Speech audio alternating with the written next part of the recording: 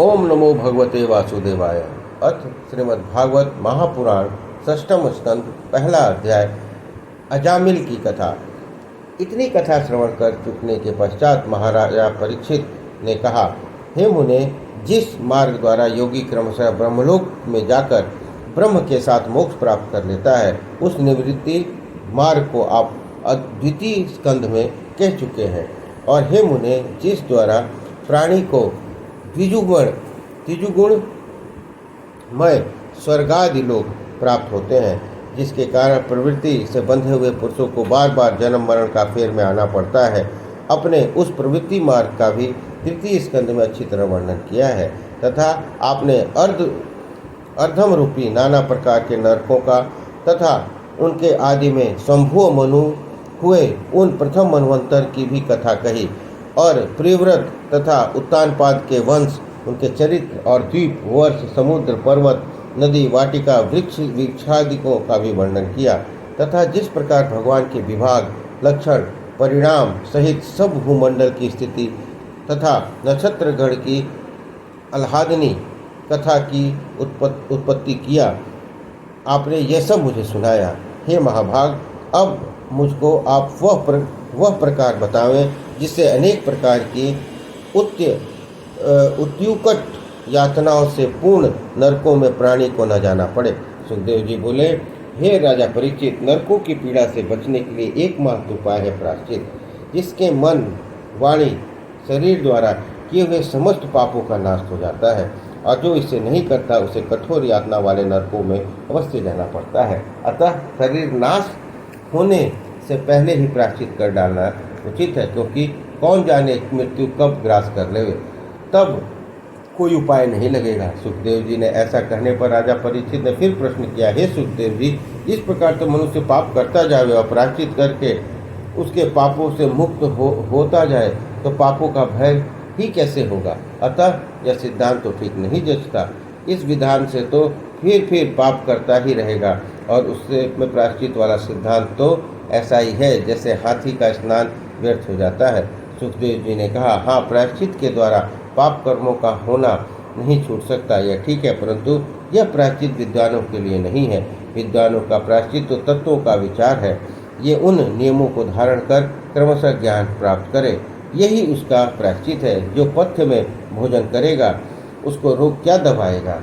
जो ब्रह्मचर्य, सम, दम, दान, सत्य, शौच, यम और नियम के द्वारा अपने मन, वाणी और बुद्धि को वश में रखकर श्रद्धापूर्वक धर्म आचरण करता है, वह बड़े बड़े पापों को नष्ट कर देता है।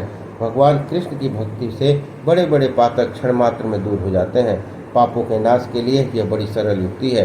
भगवान विष्णु की भक्ति पापों को वैसे ही नाश कर देती है जैसे सूर्योदय में होने से अंधकार का नाश हो जाता है। पापों का नाश के लिए उससे उत्तम मार्ग कोई नहीं है। इस मार्ग में कोई भय नहीं है, और यह सर्वथा ही कल्याण पुरस्सर है। अन्यथा प्रायश्चित करके भी क्या हुआ यदि वह नारायण वासुदेव से विमुख रहता है।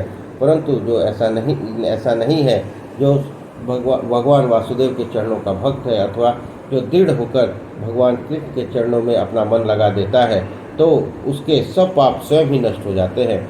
उन्हें स्वप्न में भी यम के दूतों का भय नहीं रहता, और हाथ में फांस लिए यम के दूत उसके पास नहीं आते। इस बंधन में एक प्राचीन इतिहास में सुनाता हूँ। कान्यकुब्ज देश में एक अजामिल नाम का ब्राह्मण था। जिसका आचरण अच्छा नहीं था। वह जो कितने ही समय तक चोरी, ठगी, बेईमानी और दुराचार आदि करता रहा, और इस प्रकार स्त्री पुत्र प्रेम में उसने अपना सारा जीवन बिता दिया। उसने 80 वर्ष की आयु हो गई। उसके 10 बेटे थे। उसमें से सबसे छोटे का नाम नारायण था, जो माता पिता दोनों का ही प्यारा था। उसकी तोतली बोली और बाल सुलभ बातों से बड़ों का मन लगा रहता था। वह खाते पीते, उठते फिरते हर समय नारायण को अपने हृदय में रखता था। उसके प्रेम से वह इतना आरुक्त था कि उसके मौत का ध्यान नहीं रहता। इतने में उसे मृत्यु ने आ घेरा, किंतु उसकी बुद्धि तो नारायण में लगी थी। जब यमदेव ने दूत हाथ से फांस किए उसके निकट आए तो उसने झट से नारायण को पुकारा और कहा, नारायण नारायण कहाँ हो, दौड़ आओ। तब तो मृत्यु के निकट पहुँचे हुए उस मंद स्वर को पुकारने वाले अजामिल की बात सुनकर भगवान विष्णु के पार्षद जो भक्तों की रक्षा सदैव तत्पर रहते हैं, शीघ्र उनकी रक्षा के लिए दौड़ पड़े और यम के दूतों को उन्होंने रोका। यम के दूतों ने कहा, तुम हमें रोकने वाले कौन हो? हम लोग यम के दूत हैं।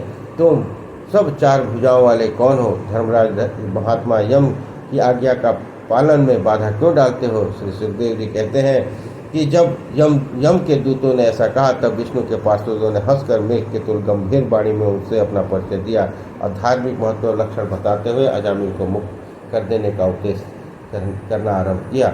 यम के दूतों ने विष्णु जी के पार्षदों से कई प्रश्न और संवाद किए, जिसका उन्होंने उचित उत्तर दिया और कहा कि तुम लोग जाओ, हम लोग इसे बैकुंठ ले जाएंगे। यमराज के दूतों ने कहा, वाह, जो ब्राह्मण होकर भी इसने एक शूद्रा को अपनी रखेली बना, अब उसके पति को छुड़ा दिया और अपनी विवाहिता ब्रह्माणी को सर्वथा के लिए त्याग दिया, न्याय अन्याय का कभी विचार नहीं किया, ठगी चोरी और दुष्कर्मों को कर अधिक से अधिक धन उपार्जन करना और उसने शूद्रा तथा उसके बच्चों का पोषण करना ही इसके जीवन का ध्येय बना और जो सदैव सज्जनों से दूर निंदित रह सारी आयु पाप कर्म में लगाया और कभी प्रायश्चित भी नहीं किया, वह पापी नहीं तो क्या है। अतः हम इसे धर्मराज के पास अवश्य ले जाएंगे, वहाँ यह धर्मराज द्वारा दंडित होकर शुद्ध किया जाएगा। दूसरा अध्याय, नाम महिमा तथा अजामिल मोक्ष। श्री सुखदेव जी बोले, हे राजा परीक्षित, यमदूतों के ऐसे वचन सुनकर विष्णु के पार्षद ने कहा, अहो, बड़े कष्ट की बात है कि जो तुम धर्म की ही सभा में ऐसा अंधेर दिख पड़ता है। जब प्रजाओं के पिता तुल्य रक्षक ही इसके भक्षक हो जाएंगे, तब संसार का कल्याण कैसे हो सकता है? धर्मात्माओं की सभा में यह अन्याय देखा ही जाता है। हम जानते हैं कि इसके जन्म पर पाप ही किया है, परंतु जब अंतिम क्षण तक यह भगवान विष्णु के नाम लेकर इसका स्मरण करता है, तब क्या इसका प्रायश्चित नहीं हो गया? नारायण इन 4 अक्षरों के नाम तो बड़े बड़े पापियों का उद्धार कर देता है। चोर हो या मद्य सेवी, ब्रह्म हत्यारा हो या गुरु स्त्रीगामी, राजा पिता या गौ का हत्यारा ही क्यों न हो, उन सब का एकमात्र प्रायश्चित स्थान विष्णु जी के नाम का जप है। नाम जप से उसकी बुद्धि विष्णु जी के में सन्न जाती है। वेद मनु व्यासादि ऋषियों ने प्रायश्चित जो वस्त्रादि का विधान कहा है, वह इतना विशुद्ध नहीं है जितना भी विष्णु जी का नाम जप करने से उसका अंतःकरण शुद्ध हो जाता है, क्योंकि विष्णु जी से बढ़कर गुणों का ज्ञापक कोई नहीं है। यह प्रायश्चित ही क्या, जिससे एक बार कर लेने पर मन बुरे मार्ग की ओर फिर जावे, तब तो प्रायश्चित पूरा नहीं हुआ। अतएव जो पाप कर्मों से दूर रहता है, तो विष्णु जी के गुणगान सदैव करते रहना ही अभिष्ट है। इससे चित्त फिर आपकी ओर जाएगा ही नहीं और सर्वथा के लिए पवित्र हो जाएगा। हे यमदूतों, अब तुम लोग इस अजामिल को छोड़ो, इसके पापों का प्रायश्चित हो चुका है। इसके प्राण त्यागते जो विष्णु के नाम का उच्चारण किया, इससे उसके पाप दूर हो गए हैं। श्री सुखदेव जी कहते हैं कि जब विष्णु जी के पार्षदों ने यम के दूतों को देखा, ऐसा कहा तथा और भी बहुत प्रकार के भगवान नाम महिमा को उन्होंने सुनाया, तो यम के दूतों ने अजामिल को फांसी से छोड़कर वहां रख दिया। अजामिल को चेतना आ गई। वह विष्णु जी के पार्षदों को सिर झुकाकर प्रणाम कर उनकी वंदना करने लगा। विष्णु जी के पार्षद अंतर्ध्यान हो गए। फिर तो उसी समय अजामिल भगवान विष्णु का भक्त बन गया और क्रमशः उसे वैराग्य प्राप्त हुआ और वो पिछले पापों का स्मरण कर उनका प्रायश्चित करने लगा। उसने अपने को बहुत धिक्कारा और अनेकों प्रकार से अपनी पूर्व पाप कृतियों एवं कुकर्मों का पर पश्चाताप करता हुआ मैं और मेरे की बुद्धि से विरक्त हो भगवान नाम का कीर्तन करने लगा। साथ ही उसने सब कुछ छोड़ हरिद्वार का मार्ग किया और वहाँ पुण्यशिला भगवती भागीरथी के तट पर बैठकर संतों द्वारा योग की क्रियाओं को सीख अपने मन को परमात्मा में लगा दिया। उसकी बुद्धि सदैव के लिए परमात्मा में स्थिर हो गई। फिर शीघ्र ही विष्णु के पार्षद उसके पास आए, जिन्हें प्रणाम कर अजामिल ने गंगा में स्नान किया, जिससे उसको भगवान के पार्षदों के समान रूप प्राप्त हो गया और उसी क्षण विष्णु जी का भेजा हुआ एक दिव्य विमान भी आया, जिस पर बैठकर लक्ष्मीपति नारायण विष्णु जी के पास पहुंच गया। भगवान नाम के जप में इतनी शक्ति है कि नरक में भेजा जाने वाला अजामिल शीघ्र ही मुक्त हो गया। भगवान के तीर्थ रूपी चरणों में ध्यान लगाने का यह उत्तम फल है। भगवान के नामों का कीर्तन करने से कर्म बंधन कट जाते हैं और ऐसा भक्त निश्चय ही नरकों को भयानक यातना से बच जाता है। उसकी और यम के दूत आँख उठाकर नहीं देख सकते और नरक की बात ही क्या है। जो मनुष्य इस कथा को सुनता है उसे विष्णु लोक में प्रतिष्ठा होती है। तीसरा अध्याय यम और यम के दूतों का परस्पर संवाद और यमदेव द्वारा नाम महात्म्य वर्णन। इतना कहकर इतनी कथा सुनकर राजा परीक्षित ने पूछा, हे सुखदेव जी, अजामिल को छोड़कर यमदेव के दूत उनके पास गए तो उन्होंने भगवान यम से क्या कहा? यह तो बड़े आश्चर्य की बात है कि कोई भी यमराज की आज्ञा का उल्लंघन करे, क्योंकि सभी उनके वश में है। कृपा कर आप मेरे इस संशय का निवृत्त कीजिए। सुखदेव जी बोले, हे राजन, परीक्षित जब महात्मा यम के दूत अजामिल को छोड़ खाली हाथ उनके पास गए, तब विष्णु के पार्षदों की महत्वपूर्ण वार्ता कहकर अपना क्षोभ भी प्रकट किया।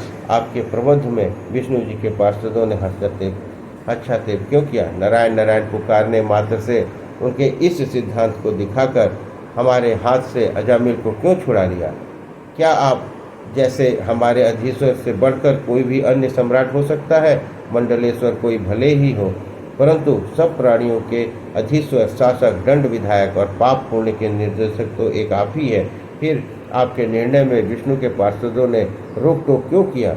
ऐसा करने का तो कोई अधिकार नहीं है। बड़ा आश्चर्य है कि एक वस्तु की कई शासक हों। हम तो यह जानते हैं कि मृत्यु के एकमात्र अधीश्वर आप ही हैं, जो इस संयमनी पुरी में निवास करते हैं, परंतु अब तो यह ज्ञात होता है कि दंड के और भी कई शासक हैं। अब तो इस व्यवस्था में बड़ी अनबन होगी और हमारी समझ में नहीं आ रहा है कि आपके इस विधान में विष्णु आदि बीच में कहाँ से आ गए। श्री सुखदेव जी कहते हैं कि अपने दूतों की ऐसी बात सुनकर श्री यमदेव ने नेत्र बंद कर से विष्णु जी का ध्यान किया। तब उनसे कहा, हे दूतों, तुम लोग नहीं जानते, संसार के अधीश्वर मैं नहीं, कोई और ही है। मैं तो क्या, ये ब्रह्मा विष्णु महेश भी उसी के अंशभूत हैं। उसी शक्ति से ये लोग संसार की रचना, पालन और संहार करते हैं। मैं तो क्या, कोई भी चाहे वह इंद्र, वरुण, कुबेर, शिव, सिद्ध, लोकपाल, मरीचि आदि ऋषि जो सृष्टि रचना के सहायक भी हुए हैं, वे भी अपनी माया को नहीं जान सकते। वे भी उनकी माया को नहीं जान सकते, फिर दूसरे क्या जानेंगे? यद्यपि वे अंतर्यामी सबके हृदय में वास करते हैं, तथापि कोई उन्हें मन, वाणी और इंद्रियों के द्वारा नहीं जान सकता, क्योंकि वे हम सभी के स्वामी हैं और किसी के वश में नहीं रहते। तुम पूछोगे कि वे कौन हैं? मैं तो क्या, सभी लोग उन्हें विष्णु जी के नाम से पुकारते हैं और कहते हैं कि वही सबके शासक हैं, और यह सब उन्हीं की फैलाई हुई है। ये सब माया उन्हीं की फैलाई हुई है। चारों मनोहर दूत उन्हीं निर्मल स्वभाव वाले विष्णु जी के थे, जो संसार के कल्याणार्थ यत्र तत्र सदैव विचरते रहते थे। अवश्य तुम उनके तेज के समक्ष नहीं ठहर सकते। इस पर तुम लोग कुछ भी आश्चर्य न करो कि उन्होंने अजामिल को क्यों सहायता की। निश्चय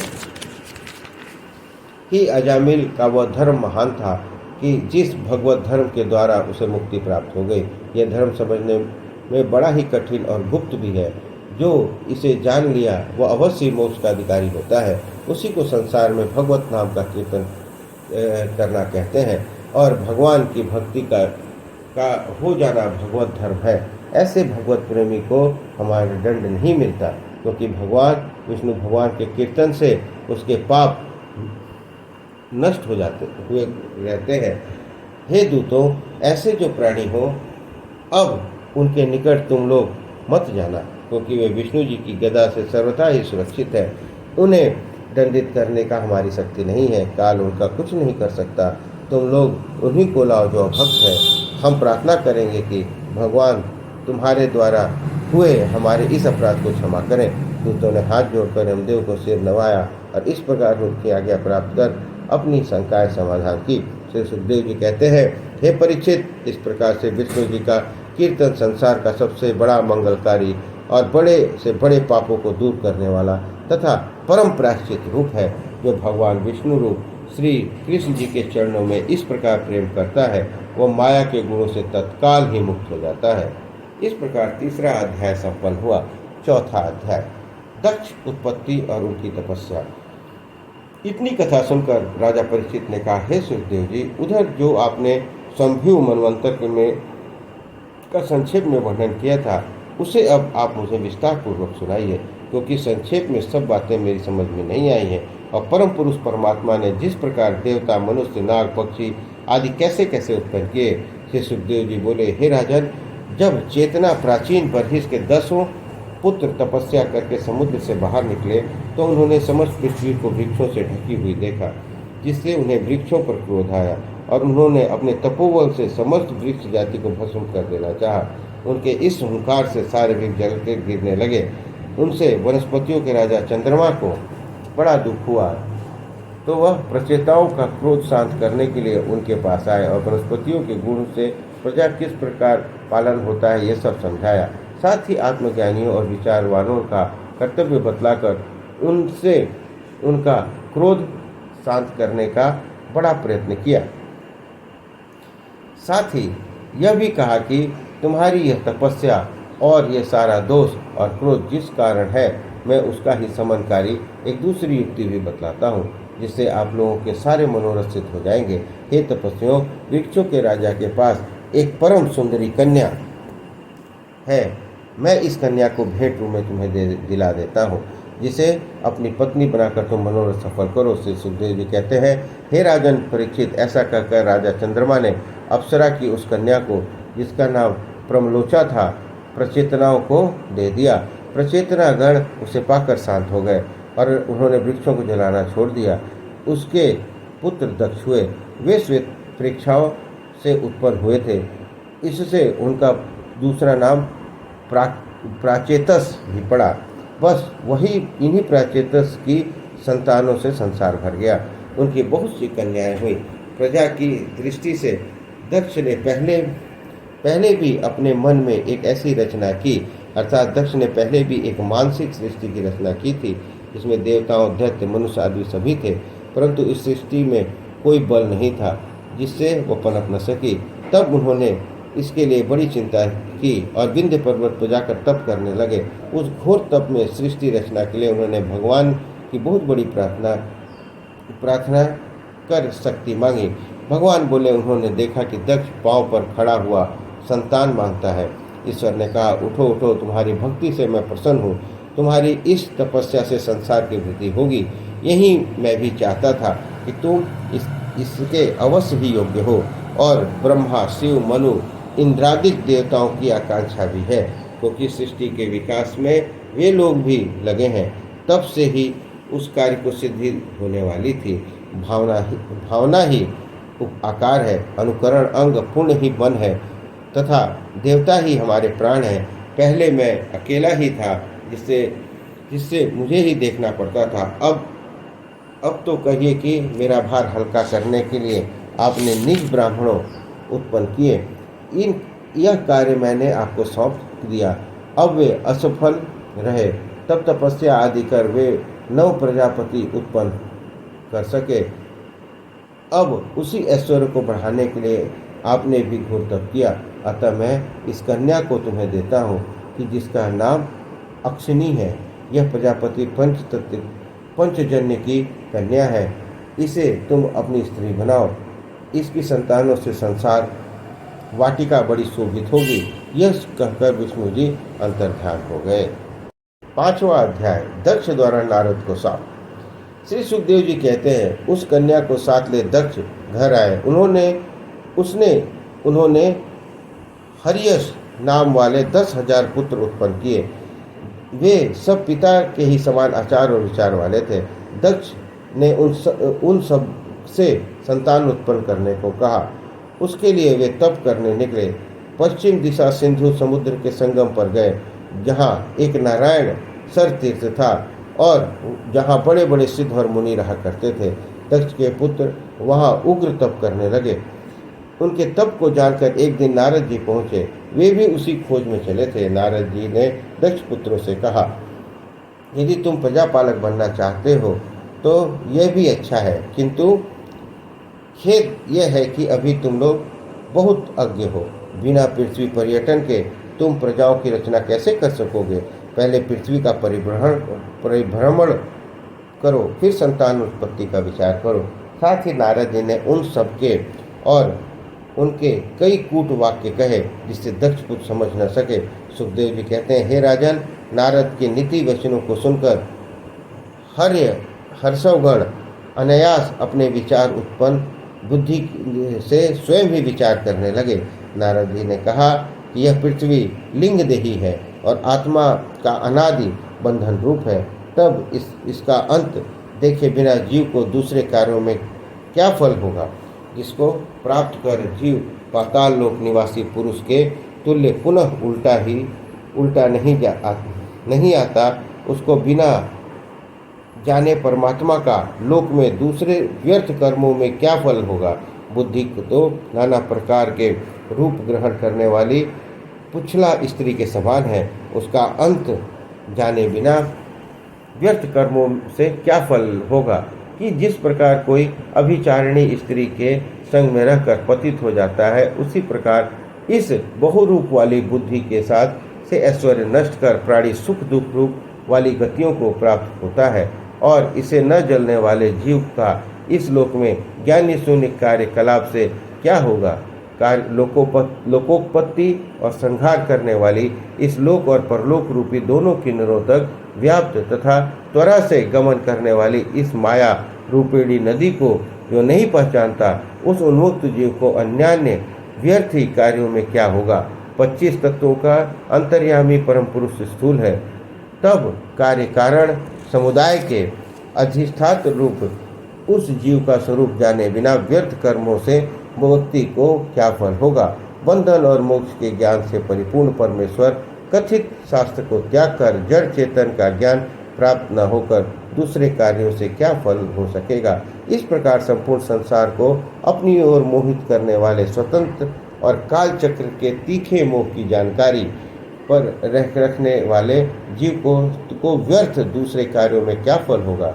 जो पिता के तुल्य शास्त्र निवृत्ति आज्ञा को नहीं मानता, वह गुणों में श्रद्धावान पुरुष किस प्रकार निवृत्ति में संलग्न हो सकेगा? हे राजन, ये निश्चित कर उन एकाग्र मन वाले ऋषियों ने नारद जी की परिक्रमा की और वहाँ से दूसरी ओर तप करने चले गए तथा उनका मोक्ष हो गया और वे फिर संसार में नहीं आए। नारद जी भी हरि गुणगान करते हुए ब्रह्मलोक को चले गए।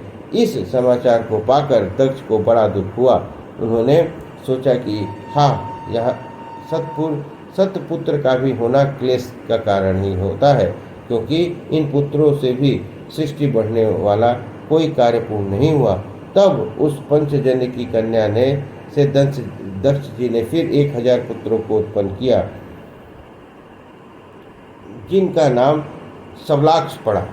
दक्ष ने उन सबको भी प्रजाओं की सृष्टि करने की आज्ञा दी। वे पुत्र भी प्रथम पुत्रों के समान ही नारायण सर के तप में लग गए।